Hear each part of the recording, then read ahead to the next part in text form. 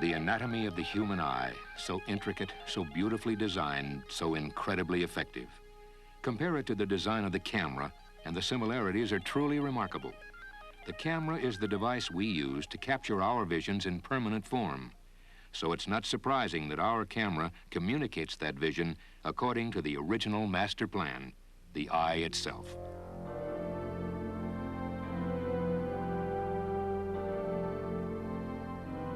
The round eyeball and the box-like camera may not look much alike, but both are light-tight containers that protect their internal parts. The walls of the eyeball keep surrounding light from interfering with the image seen by the eye, while the walls of the camera prevent extraneous light from leaking inside and fogging the film. The eyelid serves two important functions, and both have parallels in photography. First, it protects the eyeball, just as a lens cap protects the surface of a camera lens. The eyelid also acts like a camera shutter. When the eyelid opens and closes, it affects how much light enters the eye. The shutter of a camera also opens and closes, controlling the quantity of light entering the camera. Light first passes through the cornea and lens of the eye before an image can be seen. The lens actually changes shape as the eye focuses on objects at varying distances. In a camera, you adjust the focus by rotating the lens focus ring, which varies the distance between the lens and the film plane. The close correlation between the eye and the camera is evident when comparing the iris of the eye and the diaphragm of the lens. Both form round holes that can be adjusted to control the amount of light that passes through the lens. But there's no picture at all, either when looking at something or when shooting a camera, unless that light is absorbed. What we need is a light-sensitive surface. In the eye, the retina receives the light, and by sending messages to the brain via the optic nerve, creates the miracle of sight.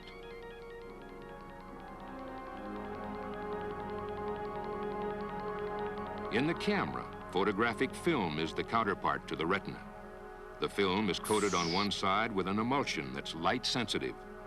This emulsion side of the film is held in a plane facing the camera lens. When light reaches the film, the emulsion permanently records the image, and another form of sight is achieved. The camera is essentially an extension of our ability to see. It enhances our vision, just as a tool extends the capabilities of our hand. The single-lens reflex camera is a compact, easy-to-manage photographic package with far-ranging capability. Through-the-lens viewing shows you exactly which elements will be in the final picture and isolates your eye from extraneous distractions. An internal meter continuously provides correct exposure information. High-quality optics assure professional-caliber results. Your camera is more than a picture-taking device. It's the heart of a total system with an incredibly diverse range of lenses. Modern SLRs accommodate numerous options. Dedicated flash units which operate in conjunction with the camera's internal metering system, data backs, intervalometers, bellows attachments, filter systems, an entire family of matched accessories. SLR camera bodies aren't dust-proof, so do check frequently for both dirt and emulsion buildup on the film guide rails. Emulsion is the dull film coating which tends to flake and can fall into your shutter mechanism and scratch your film. Use a camel's hair brush to remove dust and debris. Avoid touching the delicate shutter curtain over the imaging area, which is easily damaged by even the slightest pressure. During the film loading process, maintain a slight tension between the take-up sprockets and the film cassette, removing slack in the film feed path. And don't try to sneak an extra shot with the film counter at 0. Most likely your bonus shot will only be partially exposed. Never wind beyond the last shot indicated on your frame counter because you may tear the film.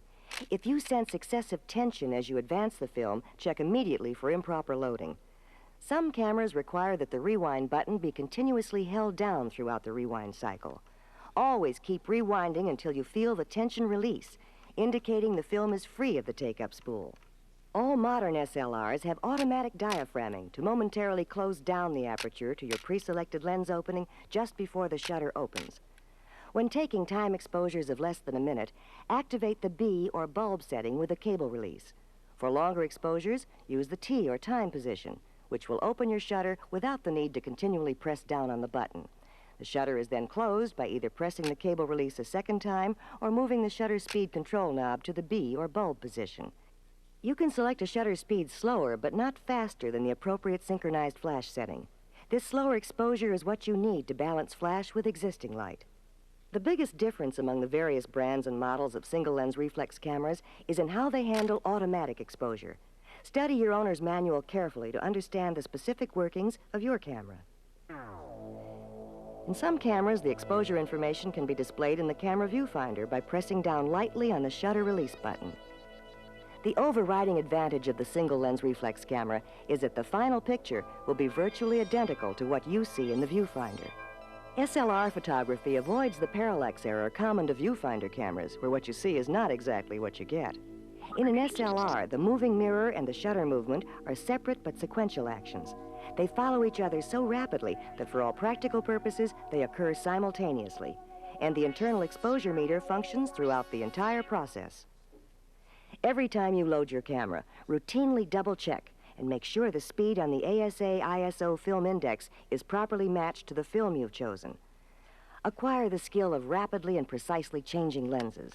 Push the lens release button gently and never, ever force the lens. Keep the lens mounts on both the camera and your lenses clean and free from dirt, but never lubricate these parts. The depth of field preview button momentarily closes down the lens to the aperture you've pre-selected, showing exactly how much of your picture foreground and background will be in focus. You can use the reflex mirror lockup to reduce internal camera movement during long exposures. And if you've forgotten your cable release, the self-timer will activate the shutter smoothly when shooting with long lenses or at slow shutter speeds.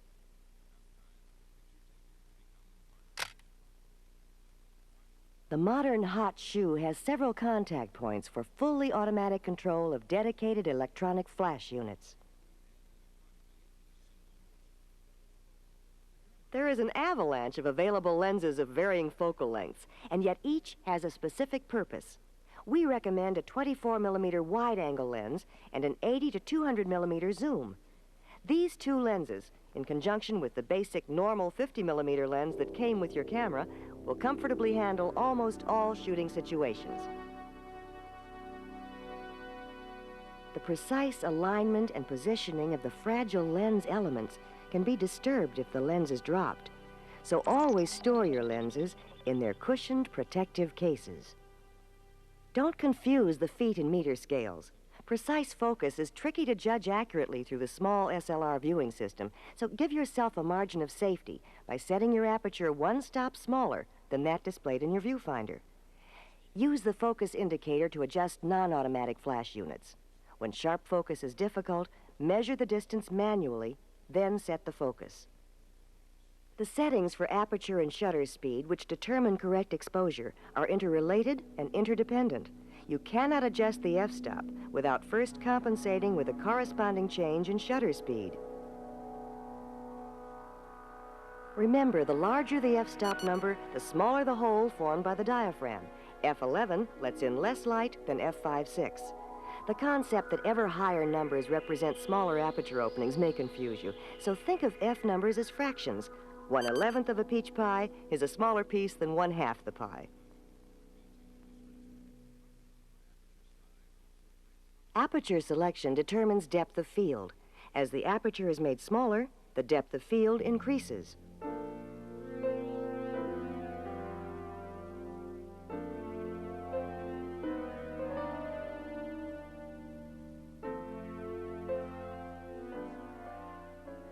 Depth of field increases twice as fast behind the subject as in front.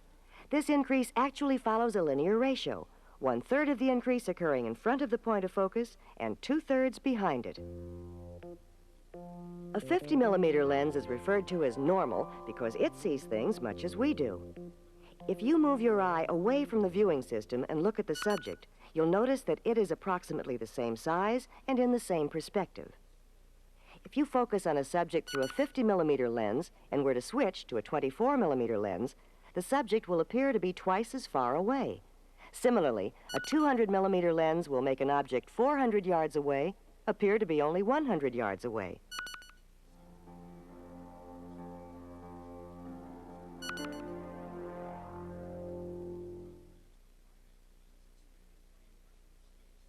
It's easy to fall in love with wide-angle lenses because of their extreme coverage in both the horizontal and vertical planes. Wide-angle lenses minimize depth of field problems, and because of their short focal length, objects appear to be exceptionally sharp. However, sharp pictures depend upon precise focus, so take special care when focusing. You may focus a true zoom lens at its longest focal length with the zoom fully extended. Once it's properly focused, you can adjust your zoom to any other focal length and still remain in focus. Conversely, variable focal length lenses must be focused for each specific focal length. These are not considered to be true zooms, but streaking effects can still be created. Match the very slow shutter speeds necessary for streaking to a correspondingly small aperture setting, which will then hold focus throughout the entire zoom action. Macro lenses are a first step toward close-up photography. If you handhold a camera while shooting a close-up, it's often easier to set the focus ring and then move the camera back and forth until a sharp image appears. Extension tubes or a bellows device permit even tighter shots. In addition to the circular image of the 8mm fisheye, there are full-frame fisheyes. Soft focus is most pronounced if you shoot at wide apertures. Using a variety of soft focus filters, you can achieve the same illusion without the need to purchase a specific soft focus lens. Much of photography deals with the appropriate juggling of many variables, so it's nice to have the benchmark of a constant. Pick a black and white, color negative, and color slide film. Test each film by photographing a known subject. Then check the results. If the test shots are all too light or too dark, adjust the ASA. The designated ASA film speed rating is only a starting reference point. It can be modified slightly as required. Many experienced photographers have found that they prefer to slightly underexpose color transparency slide film.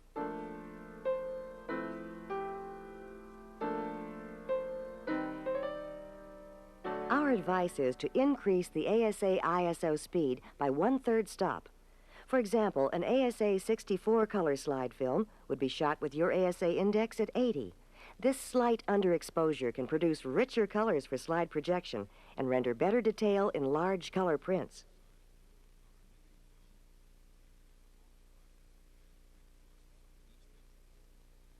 The progression of ASA numbers is easily understood if you remember that each doubling of the ASA number is equivalent to an increase of 1 stop in exposure. Both shutter speeds and aperture settings are organized in 1-step intervals. Doubling the film speed allows you to shoot in dimmer light by opening up your aperture 1 additional stop. Or you may decide to increase your shutter speed by 1 stop. In low light conditions, fast film gives you a broader range of capability. An increase in film speed lets you select a faster shutter speed to stop action, or a smaller aperture for increased depth of field. Color films are made for 2 types of illumination: daylight and tungsten, which includes Kodachrome 40 and Agfachrome Professional. There are some marvelous special purpose films which can also be used in general photography, such as the super fine grain films. Once purchased, all film should be kept under controlled conditions for maximum life and best picture quality. Keep your film inside its plastic container in a cool, dry place, preferably your refrigerator. Remove the film several hours before you open and use it so the film can adjust gradually to room temperature without moisture condensation. The clarity and resolution of this photo results from both correct film choice and proper camera technique. In this case particularly, the use of a sturdy tripod to hold the camera steady. Graininess can add character. The fine grain pattern of this photo holds detail exceptionally well. But an accentuated granular feel can add a desirable texture element.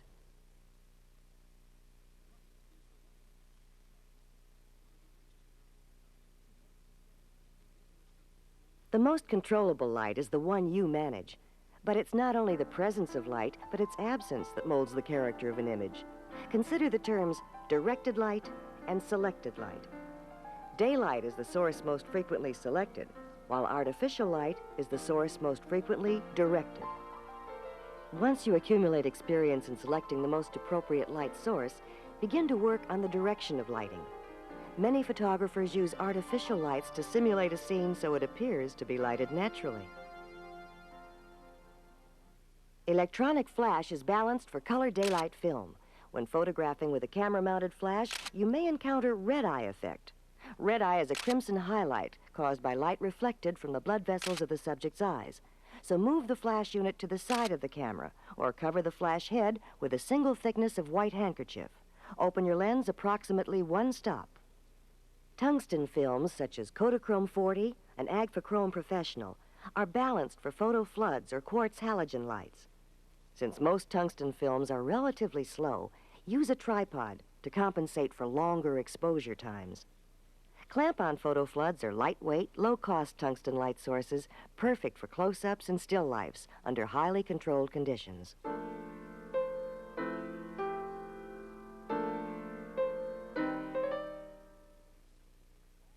Regardless of the type of lighting, always take the picture. The results can be strikingly beautiful. You'll gain valuable experience and maybe an outstanding image. Even indoor film can be used to shoot neon light, turning this normal color rendition extremely cool and blue. Light source affects how a subject is rendered. Lighting can be soft or sharp, depending on the size of the light and its distance from the subject. Lighting in open shade is soft and diffuse because the source is now reflected sunlight. The sun is a small, intense light that's very far away, a perfect combination for hard edges and deep shadows. This studio lighting setup is typical of a professional portrait arrangement. You can simulate this setup and create effective portraits by using only a single modest light source with an added reflector fill. Visual selection is the first step in building photographic experience.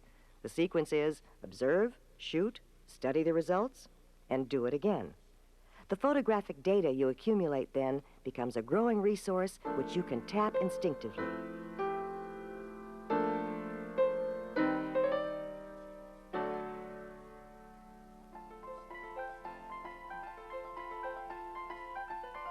The still life is an ideal subject for experimentation because it is a constant.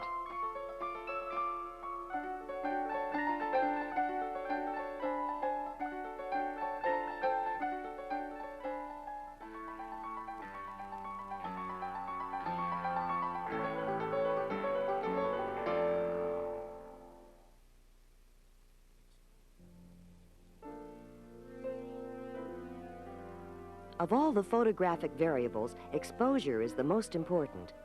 Increasing the exposure results in a lighter image. Decreasing exposure results in a darker image. Correct exposure is the proper combination of shutter speed and aperture setting. Many different combinations can produce the same exposure, but each lets the same amount of light enter the camera. The automatic exposure compensation control helps to correct exposure of a subject rimmed in strong backlight. The creative process as directed by you is in choosing how you want light to enter the camera. If the subject is relatively static and you wish to add the drama of depth of field, use a slow shutter speed and a correspondingly small aperture setting. If your subject is moving, choose a faster shutter speed.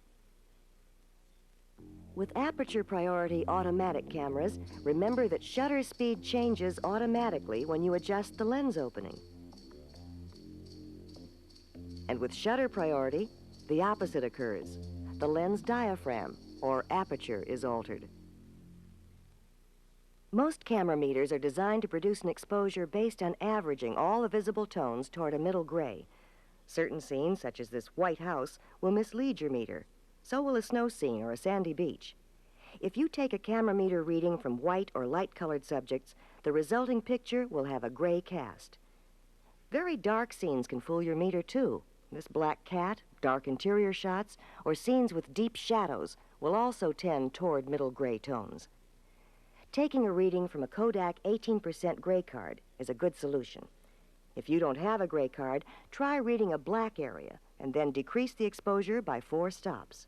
Although this technique will come close to correct exposure, the use of a gray card is preferable. With the 18% gray card, you actually read the light falling on the subject, rather than the light reflecting from the subject or its background. When precise exposure is crucial and the use of the gray card impractical, then bracket your shots. With color slide film, bracket your exposure on both sides in increments of 1/3 of a stop. For color and black and white negative films, 1/2 to full stop increments work well because negative films generally have more exposure latitude than slide film.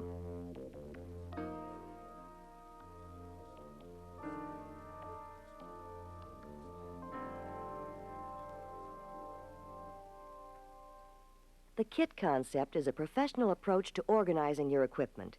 Each category, lenses, filters, close-up attachments, electronic flash, can be packed and stored as a unit. At first, your camera case may be the prime repository for all this gear, but later, as your experience and goals expand, each category of equipment may have its own case. Professional photographers carry a panic kit, a separate container for emergency supplies such as a flashlight, first aid items, knife, paper clips, tape, push pins, spare batteries, all the items to keep a photo session from falling into crisis. We cannot overemphasize the importance of developing good habits for holding your camera steady. Assume a stable stance, wrap the camera strap snugly around you, take a breath, and gently squeeze the shot off without transmitting motion to the camera. Lens shades must be appropriately sized. If you're shooting with a wide-angle lens with a shade sized for a normal lens, the image will be cut off at the corners. A long lens with a normal size shade won't sufficiently protect against flare. Shades also shield your lens from head-on impact. Tripods are absolutely essential for time exposures, and they can become surrogate hands to hold your camera in a position that might be uncomfortable, if not impossible, such as remote operations in wildlife photography. SLR cameras are difficult to hold steady when they're close to the ground, so use a lowboy with a waist-level viewfinder. Take long exposures in the bulb position with a cable release and tripod. Their proper use reduces the chance of unwanted camera movement.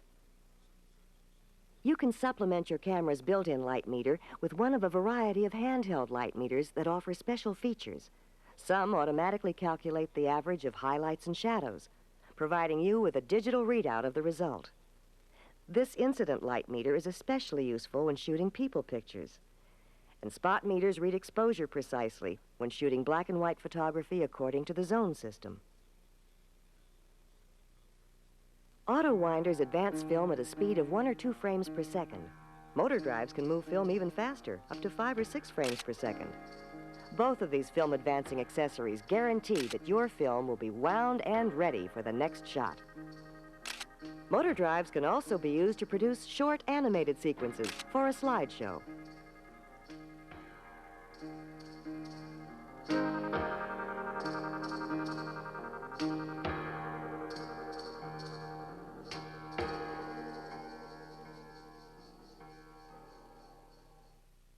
People pictures are especially demanding and rewarding.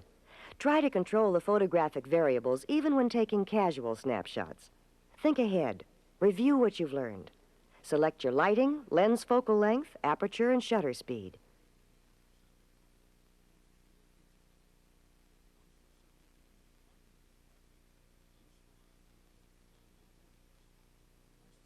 Be sympathetic, establish rapport, and above all, motivate your subject. Choose a pleasant setting for your planned portrait. Flattering natural light is important in outdoor settings, and you add character to any portrait if you choose a setting or frame that opens a window into your subject's personality, conveying information beyond mere outward appearance. Once a site selection is made, move your subject around and study the effects of various lighting conditions. Soon you'll be able to anticipate and recognize beautiful bounce lighting, its warm tones of beige and tan, rather than the cooler colors, blue and green, which distort skin tone.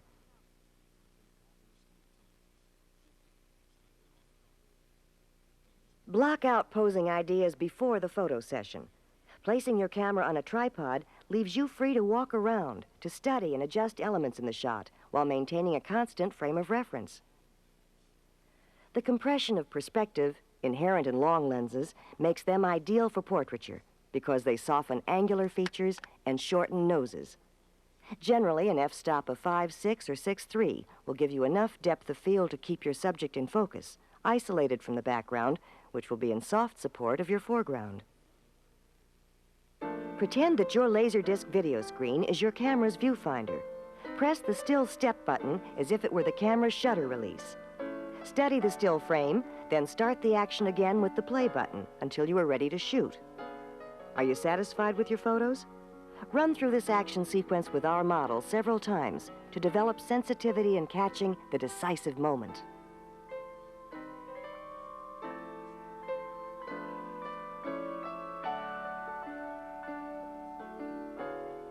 Many photographers feel they need a specific line of patter to relax the subject and bring forth expression.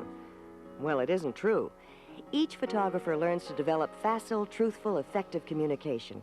There are no guidelines. Whatever works, works.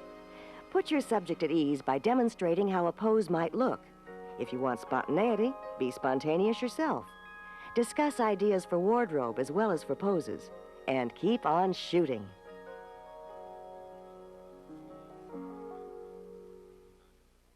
Wide-angle lenses include the background as part of the picture story, and you can get very close, making communication easy and immediate. It's helpful to understand how induced distortion occurs. Distortion isn't unique to wide-angle lenses. It's simply a matter of how far you are from your subject. The lens doesn't distort, your feet do, as you move your camera closer or farther away. No matter what focal length lens you choose, distortion is emphasized when the camera is close to the subject, and when the camera is distant, distortion is minimized. Different focal length lenses also determine background control. You can easily demonstrate this to yourself. With a wide-angle lens, compose your picture so that the subject is a certain specific size in the viewfinder. Then take the picture. Now switch to a telephoto lens and compose your picture again, keeping the subject the same size in the viewfinder as it appeared in your wide-angle shot. Take that picture. Compare the results and see how much less background is included with telephoto lenses. Your intention must guide your creative choice of lenses.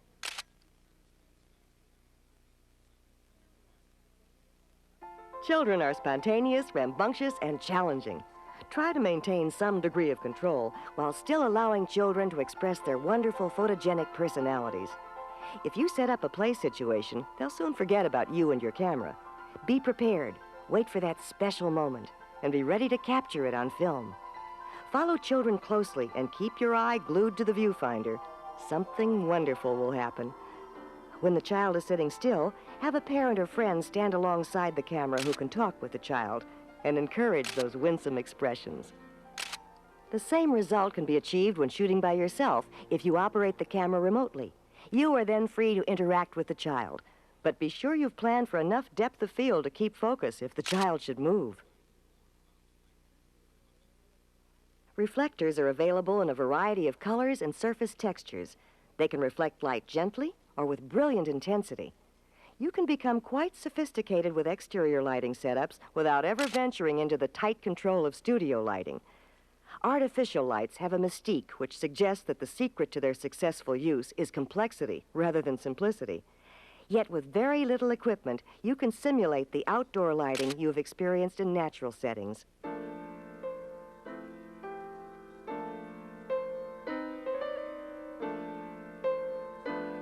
There are two essential ingredients. First, a flattering broad light source that's called the key light, plus a reflector or soft fill light to balance the key light. Extra dimension and depth are added by a backlight that can light either the back of the subject or the background itself. Then a kicker light accents hair texture.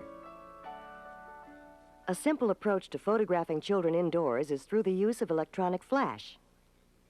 There's much less equipment, and you eliminate the discomfort of hot, continuous bright lights.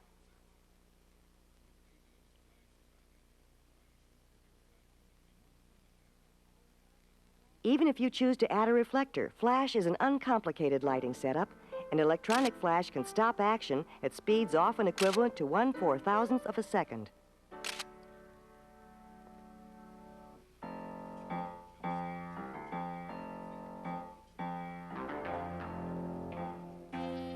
Now, let's use our Laserdisc to shoot sports.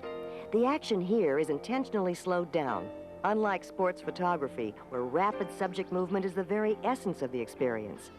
Shoot frames by using the still step and play buttons alternately to capture the peak action. Be prepared with sufficient film to shoot continuously throughout a sports event. Those fleeting instants of vivid images at the top of the action curve will evaporate unless you're ready to trip the shutter. Keep your shutter set to a fast speed. However, you may decide to select a slower shutter speed to create blur and a sense of movement.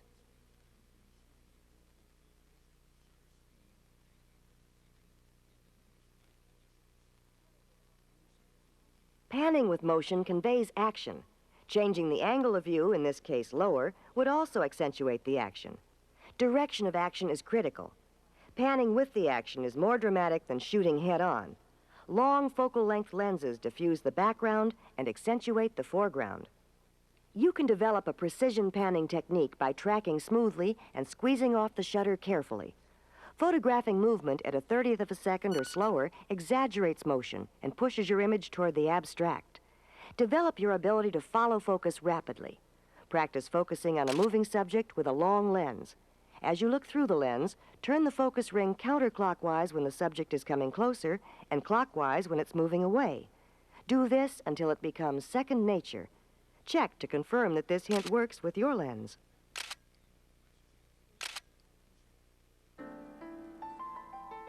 You'll gain most from a situation where the action is repetitive. Practice changing each of the variables we've discussed: shutter speed, aperture setting, composition, and film types.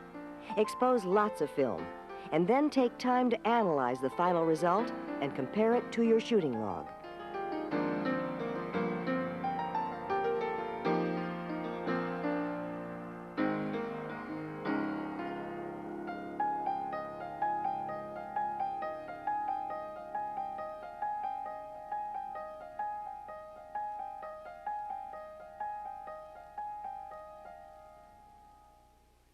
Don't photograph an indoor dramatic performance without first getting permission. Then find a shooting location that will disturb neither the audience nor the performers. Minimize your presence and never use a flash. Normally, you'll shoot with tungsten color film that's balanced for the red tone conventional stage lighting. If carbon arc spotlights are being used, they have a blue cast that responds better to daylight film. Indoor photography of staged events is essentially a matter of selecting the situation to shoot. It's an opportunity to react creatively. Long zoom lenses are especially fine because you can frame your shot precisely.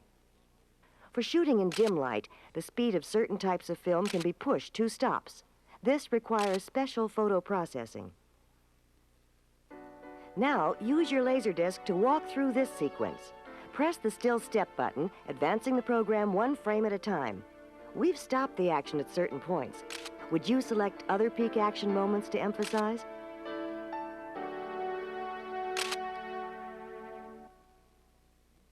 Scenic and travel pictures are a permanent remembrance of places visited, sort of a visual personal diary, except that the infinitely expressive medium of recollection is photography.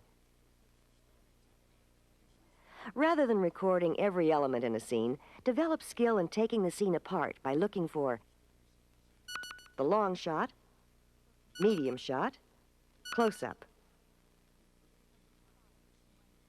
If you follow this 1, 2, 3 approach conscientiously, you'll develop a sense of image organization and know that you'll return home with thorough photographic coverage. Wide-angle lenses are expansive. They work well for the long establishing shot. They provide a spacious overview combined with exceptional depth of field and can often tell the whole story in a single picture. You can do more with a wide-angle lens than merely record a scene. Include foreground elements for a 3-dimensional feel. Incorporate a theme into each picture, a dominant point of view that's easily communicated by choosing the best focal length lens. The medium shot shuns the sidelines and becomes immersed in the scene. Now your picture can show a broad view of one element within an overall scene.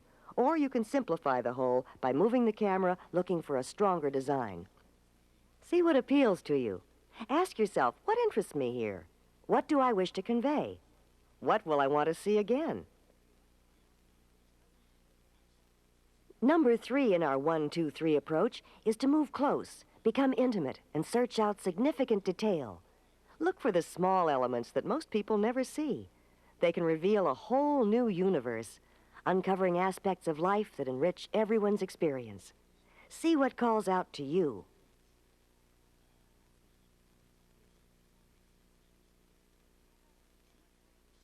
Practice your 1, 2, 3 technique at every opportunity. Within each close-up is yet another 1, 2, 3 sequence. So a close-up shot could become the long shot compared to the further small details you might decide to shoot. Long, medium, or close-up. These terms are all relative to your perspective. Return to a specific place at different times of the day and study the effects of changing light. When you select the lighting that pleases you, you do more than record a scene. You share your feelings.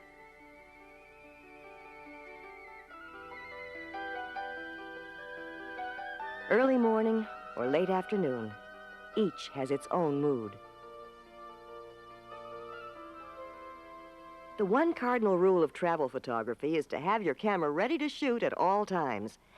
Just as bad weather can alter light or produce dramatic vistas of sky, strong midday sun can uncover new perspectives. On your way to a conventional tourist attraction, an extraordinarily abstract pattern might catch your eye. Half your vacation is spent at night, so complete your diary with the dark drama of nighttime photography. Long exposures accentuate traffic patterns and transform ordinary buildings into mysterious, internally glowing objects. Pre-visualize an effect you want to convey, then choose the proper filter to implement it. Experiment. You can alter the degree of polarization by rotating the polarizing filter while looking through the lens. This works best when the source of light is behind you or slightly to the side. Color-correcting filters were originally designed to shift faulty color balance in lighting or film. Photographers soon turned color-correcting filters into creative tools, deliberately causing odd imbalances to heighten impact. Your camera's internal metering system eliminates the need to do mental gymnastics to compensate for the diminished light passing through the filter. A good way to learn what filters can do for you is by shooting the same scene with a filter and then without. Compare the results. Choose what works.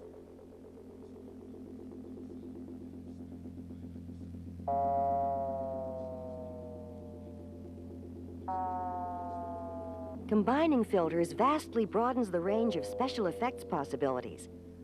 Watch the color change when a sparkle filter is combined with a rotating variable color polarizer. The shutter speed here is a 1/15 of a second. This slower subject requires a longer exposure of perhaps half a second. Click the shutter first, then move the camera for the effect shown. Move the camera before clicking for this shot. This zoom requires a tripod. Think of double exposure and sandwich techniques as second sight, a juxtaposition that goes beyond picture taking into picture making. Don't hesitate to combine unlikely images. Often the coexistence of seemingly disparate elements will evoke a deep emotional response. If you reverse the white dot technique described on track A and use a black area instead, you'll have an unexposed area that's ready for your second exposure. Diffraction screen filters work only with bright spectral highlights or when the sun is shining directly on the filter. There are many ways to add color to black and white. What are your ideas?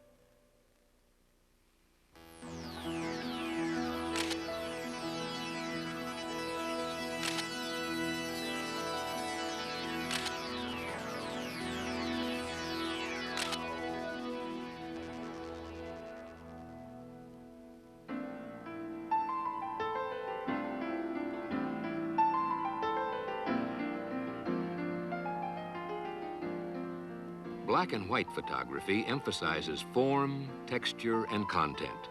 It concentrates attention and demands the participation of the eye of the observer.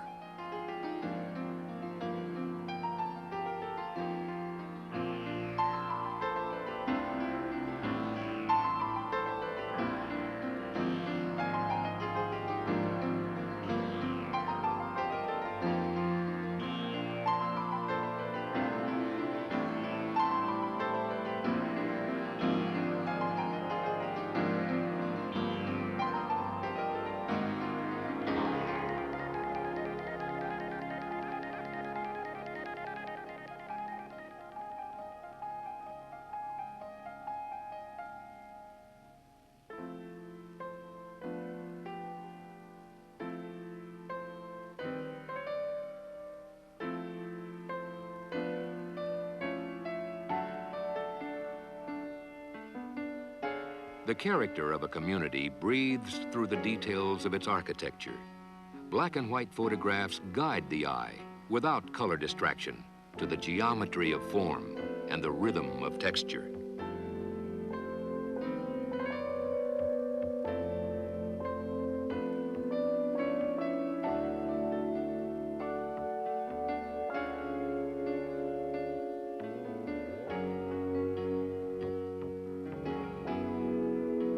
The new generation of 35mm black and white films and chemistries offers substantially enhanced image quality that rivals the results previously obtainable only with larger format cameras.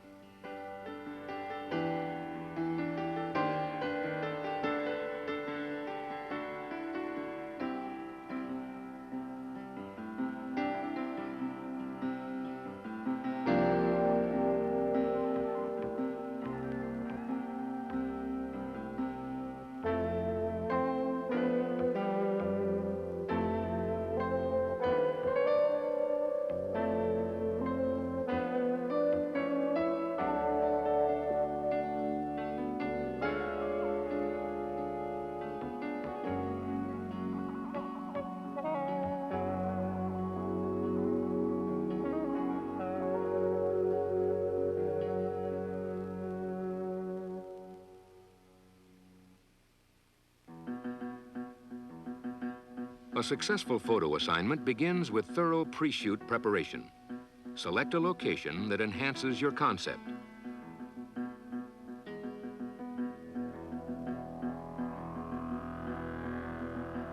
Pay attention to equipment needs, camera setup, and appropriate lighting conditions.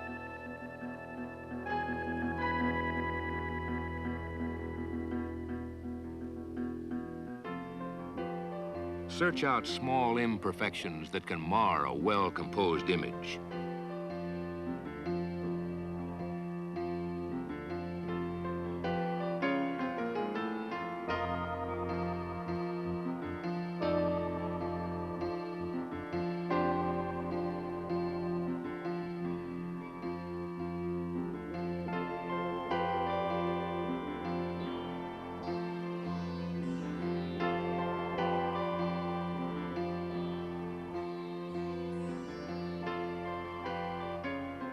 Look at your subject as if you were seeing it for the first time. Eliminate extraneous elements from the frame.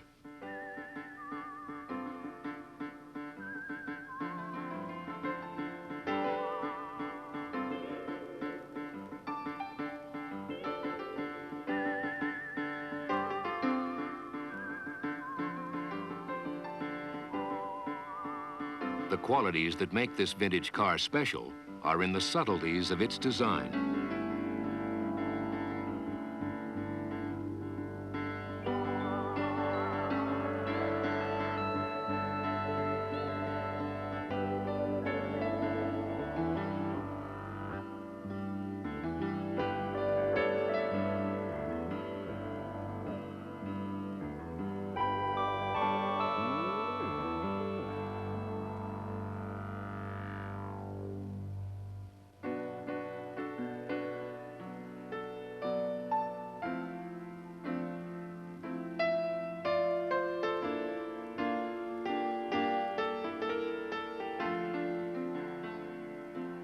The unusual marriage of an 80 to 200 millimeter zoom lens to a bellows attachment gives uncommon versatility and range to close-up photography when the subject cannot be moved or easily positioned.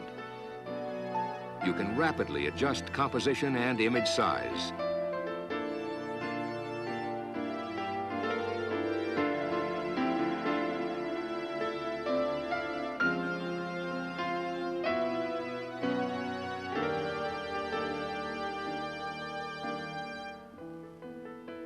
A simple hinged wooden frame covered with frosted acetate suppresses wind movement and provides a bonus of soft light diffusion. The bellows encourages extreme close-ups that usually lie outside the range of zoom lenses with macro focusing capability.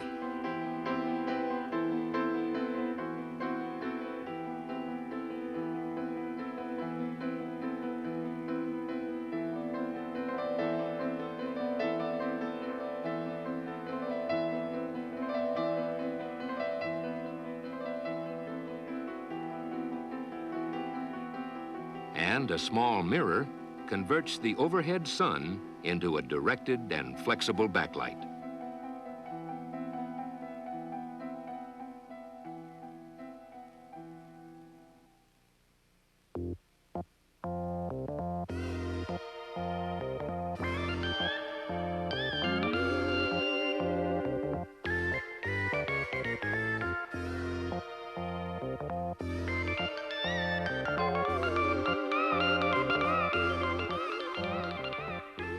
Conventional reportage technique records an event in a context that relates action to its setting.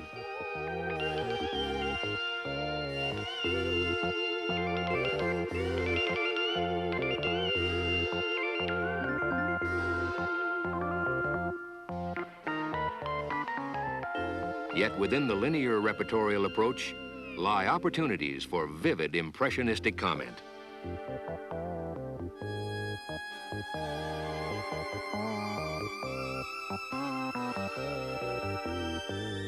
The creative camera is your photographic friend. Every variable of aperture, film, lens selection, shutter speed, light, texture, and composition is under your direct control.